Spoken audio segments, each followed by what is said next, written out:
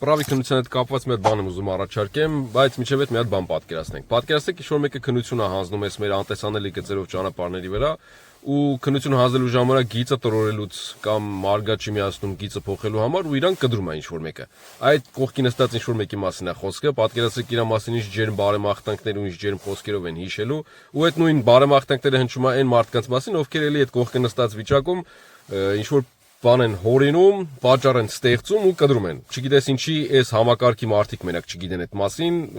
որտեվ արդեն եղել է խոսքի մեջ ասել եմ ինչի են էլի, դες դերասանություններ անում մարդկանց գլխին սարքում, դες բան չկա, մողբիր, ով ասում է, դες բան չկա, թափանցիկ, ամեն ինչը պարզ, ի՞նչն է թափանցիկ ու պարզ, երբ որ մարդուն 4 անգամ կտրում են ու ամեն անգամ ինչ-որ մի հատ պատճառ են ստեղծում, այն որ ձեռից գլխարկն ընկավ, իբր ինքը վատացավ, այն որ կանգնում ես, հոպ, ստեղ չէր կարելի կանգնել, ինչ-որ այդի ապուշ ինչ-որ դերասանություն անել է, էլի մարդու գլխին սարքել է։ Ինձ սխալ մի հասկացեք, ես կողմ եմ մենակ նրան, որ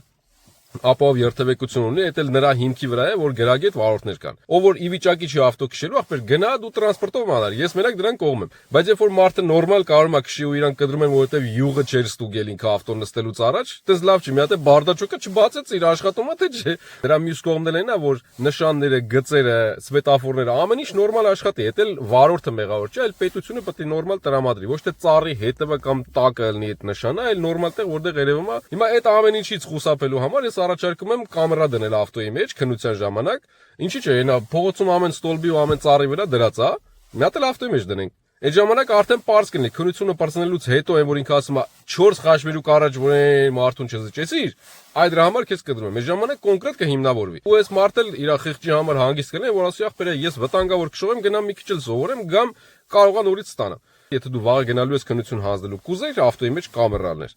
Ու եթե չունեք էլ այն մարդ, ես GoPro կարամ նվիրեմ, ես մի հատիկ GoPro կարամ տամ, դրեք ավտոյի մեջ, թող մարդիկ քիչ ձեզ հիշեն։